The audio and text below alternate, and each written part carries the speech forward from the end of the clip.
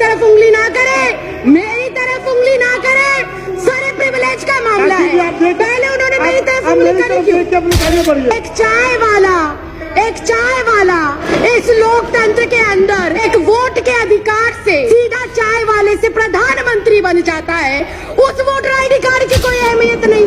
एक चाय वाला क्या बात करते हो कि जिस पहचान पत्र की बदौलत एक तड़ी पार व्यक्ति इस देश का गृह मंत्री बन जाता है। जिस मैंने नाम नहीं लिया, तड़ी पार कौन है? तड़ी पार कौन है? तड़ी पार कौन है? चाय वाला कौन है? इतनी गर्माहट क्यों इतनी मिर्ची लग गई? क्यों इतनी मिर्ची लग गई? आपको इतनी दिक्कत क्या हो गई? आपको इतनी परेशानी क्या हो गई? मैंने तो किसी का नाम भी नहीं लिया। जिस वोटर आईडी कार्ड से इनको सत्ता में चुनकर भेजा गया, जिस वोटर आईडी से देश के 128 करोड़ लोग इनको चुनकर भेजते हैं, उस वोटर आईडी कार्ड को भी ये हमारा सबूत के तौर पर मानने को तैयार नहीं।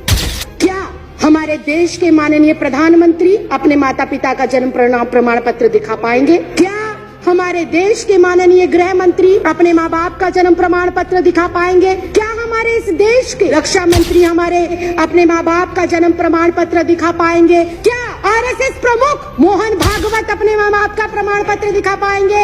अगर ये संभव नहीं है, क्या उन्हें डिटेंशन सेंटर भेजा जाएगा? अगर वो लोग डिटेंशन सेंटर नहीं जाएंगे तो इस देश का आम गरीब मजलूब परिवार का सदस्य क्यों डिटेंशन सेंटर जाएगा? ये सवाल आज इस लोकतंत्र के मंदिर में केंद्र सरकार से पूछना चाहती हूँ।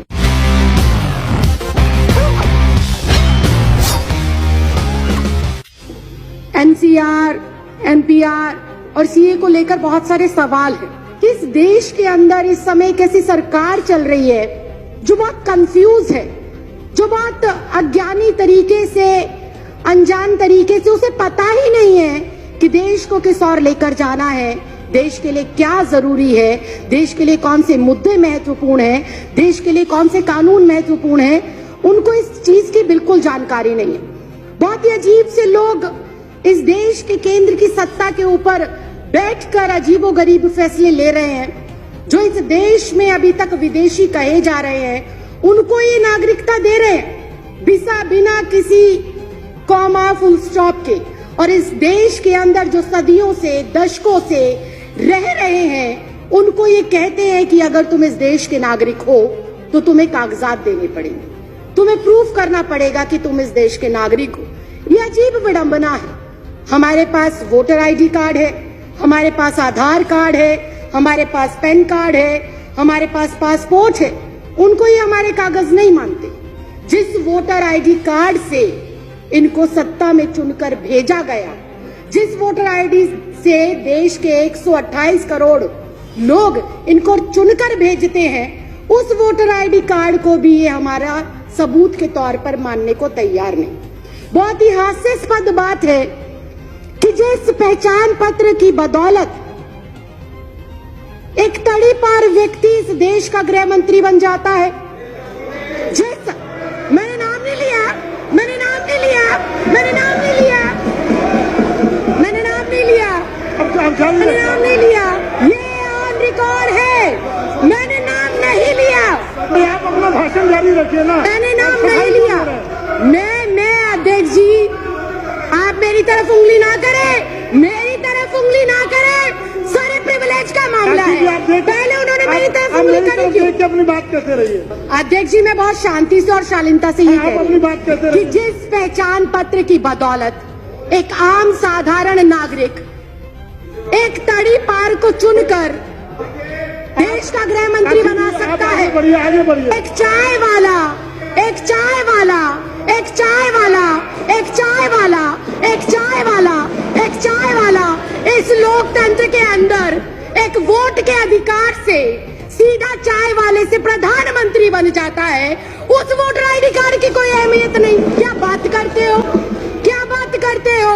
और मैंने किसी का नाम नहीं लिया। आपको कोई आपत्ति है? आप माननीय अध्यक्ष जी से बात करें। आपको कोई आपत्ति है? आप माननीय अध्यक्ष जी। तड़ी पार कौन है? तड़ी पार कौन है? तड़ी पार कौन है? चाय वाला कौन है?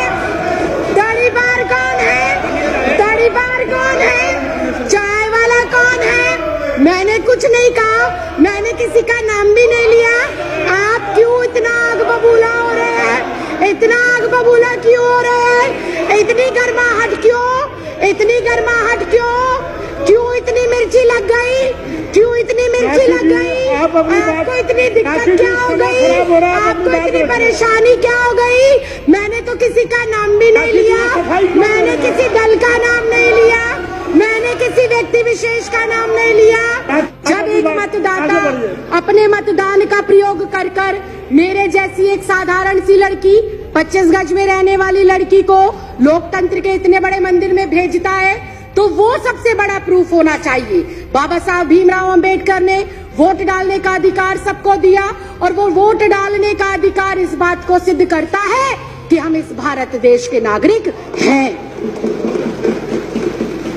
मैं सिर्फ इतना कहना चाहती हूं कि 1989 से पहले कानूनन ऐसी कोई प्रतिबद्धता, ऐसी कोई मजबूरी या अनिवार्य नहीं था कि कोई भी जो बच्चा पैदा होगा, जो भी व्यक्ति जन्म लेगा, उसका जन्म प्रमाण पत्र बनाया जाए।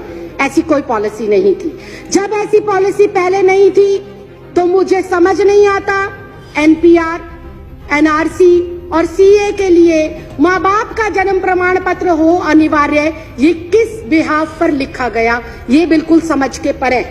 और फिर एक बार फिर से विपक्ष को हो सकता है मेरी बातों से आघात पहुंचे, लेकिन ये कटु सत्य है कि अगर ये कंपलसरी है कि एनपीआर, एनआरसी और सीए के लिए अपने अपने माता पिता का जन्म प्रमाण पत्र दिखाना जरूरी है, तो क्या हमारे देश के माननीय प्रधानमंत्री अपने माता पिता का जन्म प्रमाण पत्र दिखा पाएंगे?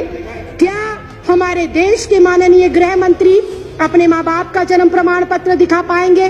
क्या हमारे इस देश के रक्षा मंत्री हमारे जो ये एनसीआर, एनपीआर और सीए है, इसके माध्यम से अपने माँ बाप का जन्म प्रमाण पत्र दिखा पाएंगे? क्या इस देश के माननीय राष्ट्रपति अपने माँ बाप का जन्म प्रमाण पत्र दिखा पाएंगे? क्या आरएसएस प्रमुख मोहन भागवत अपने माँ बाप का प्रमाण पत्र दिखा पाएंगे? क्या श्री एल.के. आडवाणी जी अपने माँ बाप का प्रमाण पत्र दिखा पाएंगे? या माननीय अध्यक्ष महोदय आप स्वयं अपने माँ बाप का प्रमाण पत्र दिखा पाएंगे? अगर ये संभव नहीं है, अगर ये संभव नहीं है, अगर ये संभव नहीं है, अगर ये संभव नहीं है, अगर ये संभव नहीं है, राखी जी, अगर ये संभव नहीं है, तो मैं माननीय अध्यक्ष महोदय सिर्फ इतना कहना चाहती हूँ कि जब बीजेपी का शीर्ष नेतृत्व, केंद्र में बैठे मंत्रिमंडल, प्रधानमंत्री, गृह मंत्री अपने माँ बाप का बर्थ सर्टिफिकेट नहीं दिखा सकते, तो क्या उन्हें, मैं कंक्लूड ही कर रही सर, क्या उन्हें डिटेंशन सेंटर भेजा जाएगा? अगर वो लोग डिटेंशन सेंटर नहीं जाएंगे तो इस देश का आम गरीब मजलूब परिवार का सदस्य क्यों डिटेंशन सेंटर जाएगा? ये सवाल आज इस लोकतंत्र के मंदिर में मैं आपके माध्यम से केंद्र सरकार से पूछना चाहती हूँ।